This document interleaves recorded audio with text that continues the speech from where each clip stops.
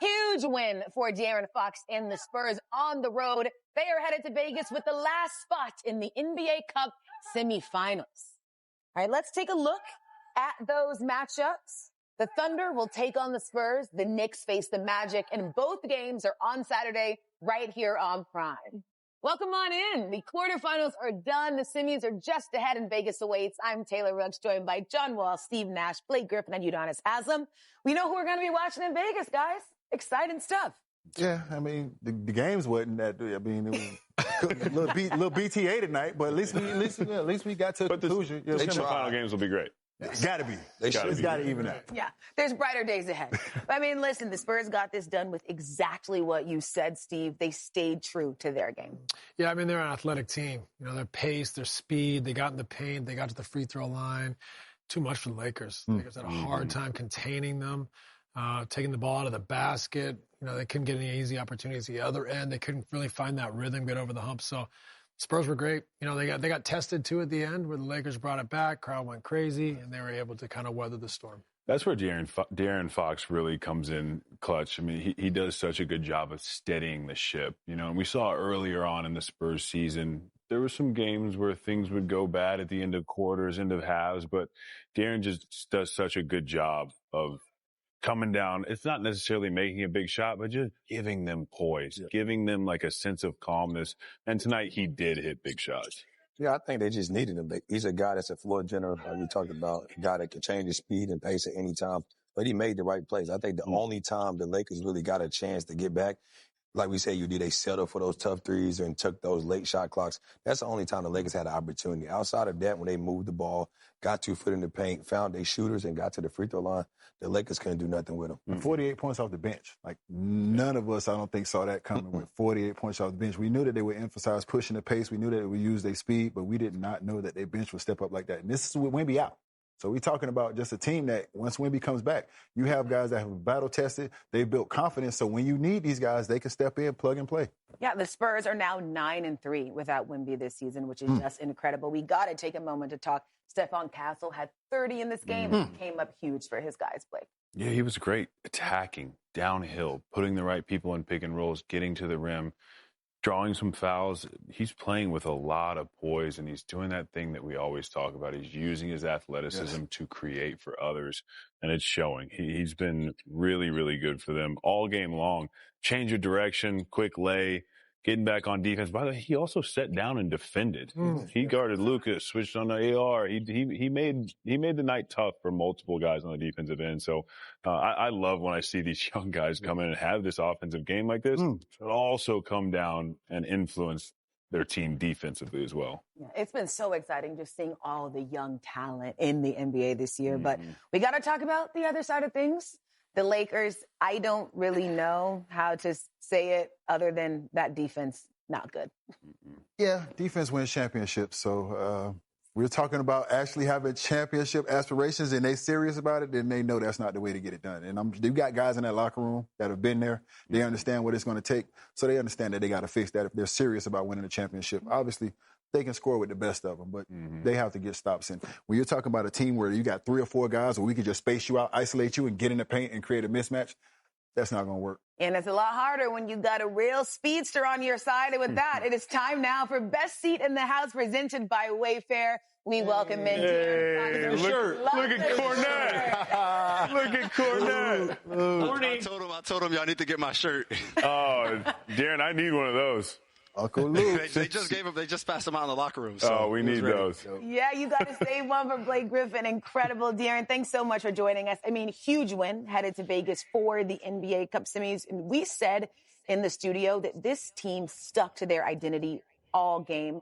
What has become the identity of the Spurs, and how did that lead to success in this one? We just want to be able to speed the game up. You know, pick up. Obviously, they have 2 guys averaging over 27, 28 a game. So just try to make it tough on them. And whenever we get stops, make or miss, we're trying to get the ball down the court and play fast, but not in a hurry. And I think we did a good job of that all game. And our blemish this year has been our third quarters. We won the third quarter, so we felt good about ourselves.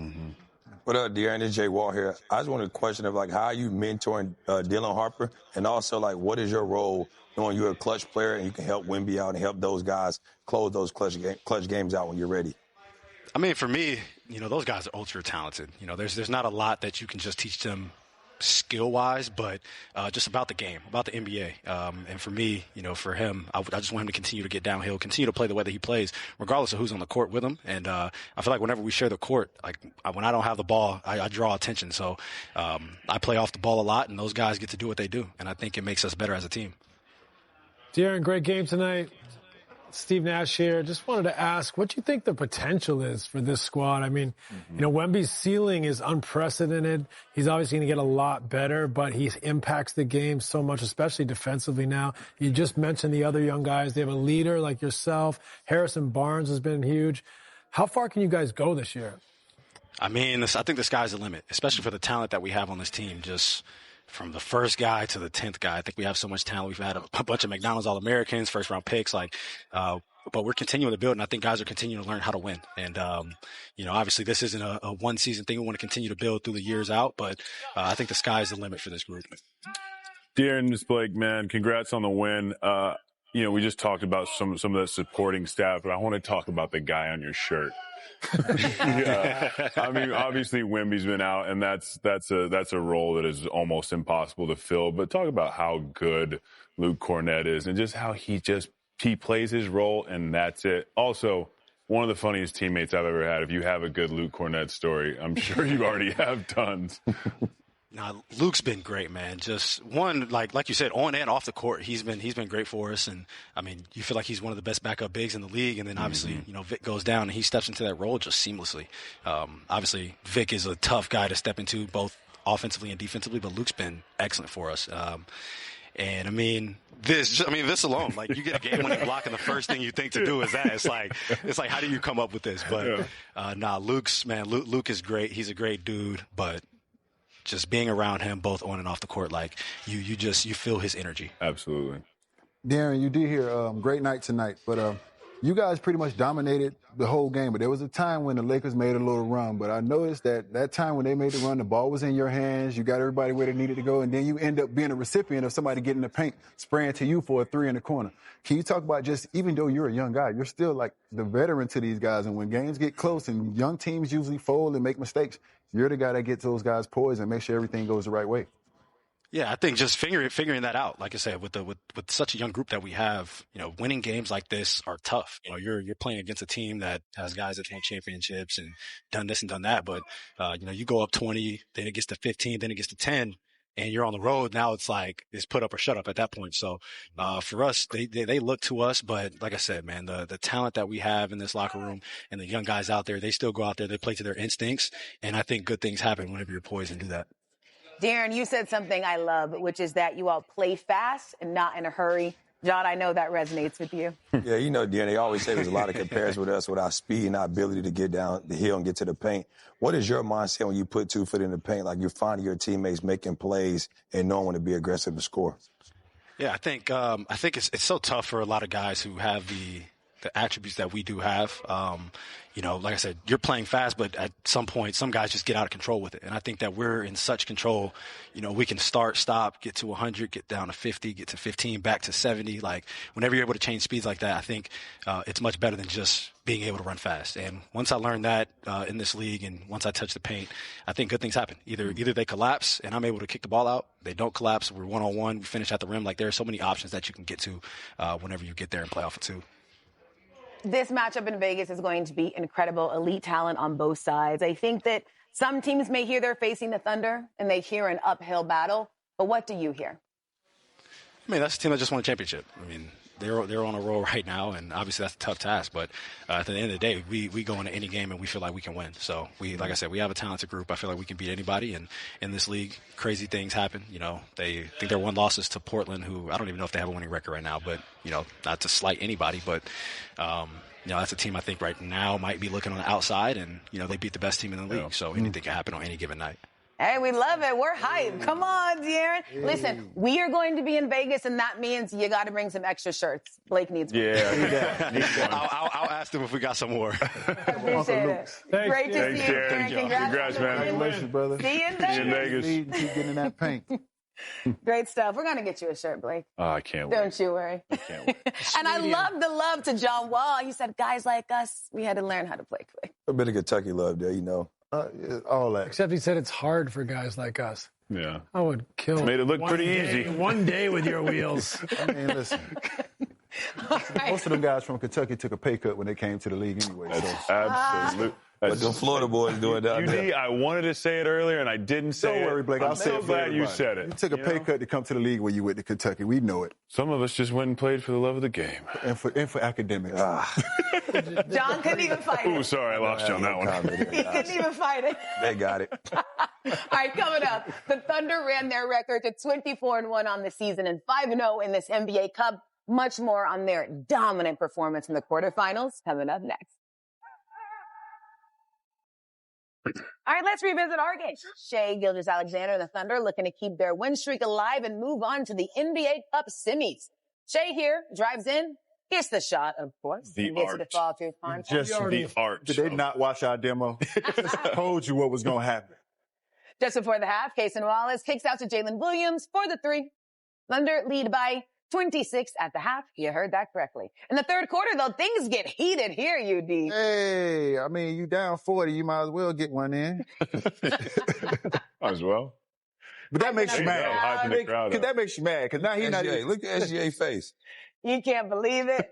It's not a flagrant two, though. Nah, not at all. Flagrant one. All right, later in the third, Shai drills the pull-up jumper. Then the Thunder steal the ball back, and Chet nails the three. Chet. Here we go.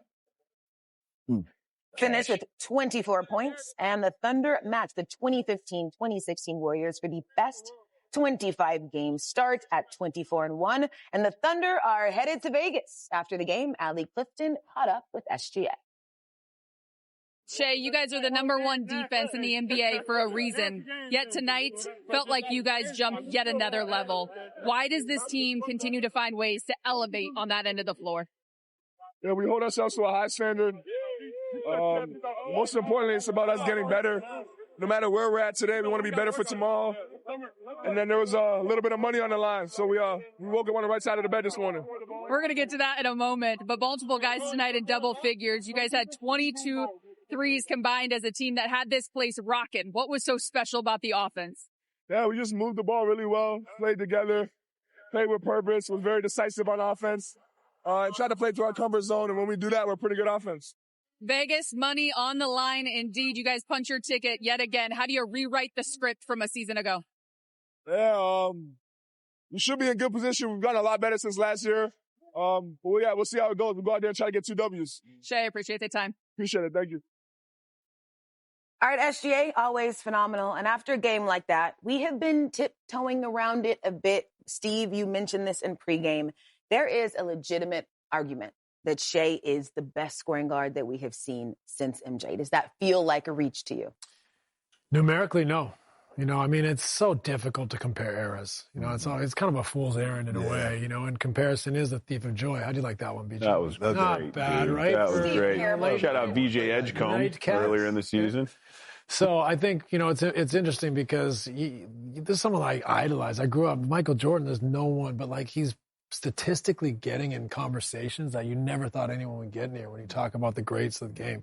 So this guy's unbelievable. I mean, the numbers, but also the spirit, the way he carries himself, the way he leads their team, the culture they've set there. I mean, the whole thing is so impressive, and that's why only them and the Warriors have been 24-1. Do you see it, UD? It's MJ. I'm from that era. I'm from that era. It's just hard. It's hard, but yes, statistically, like Steve says, yes, when you look at the numbers, when you look at what he's able to do, especially with the one-on-one matchups, he's unstoppable. He gets to his mid-range, he gets to his spots. You can't stop him. So we'll see how it ends because he got a lot of rings to get before we start having that conversation. But statistically, as an individual basketball player right now, yes, I see it. But I want to see the overall success that MJ has had, and they're on their way. Yeah, I mean, the numbers truly are phenomenal. We have gone over them time and time again, but what we are seeing Shai do, just like Steve said, cannot be discounted. It really is incredible. All right, coming up, we have 4 cup contenders left, and Zach Lowe is back to help us break down the semifinals as we continue on Nightcap. We see you, Zach. What up? Hey, Zach. Talk to you Still after awake. this break. Still up. Still awake. Shoes on my shoes are worn, the knees of my jeans are torn. Sweat coming through my shirt, keep pushing even though it hurts.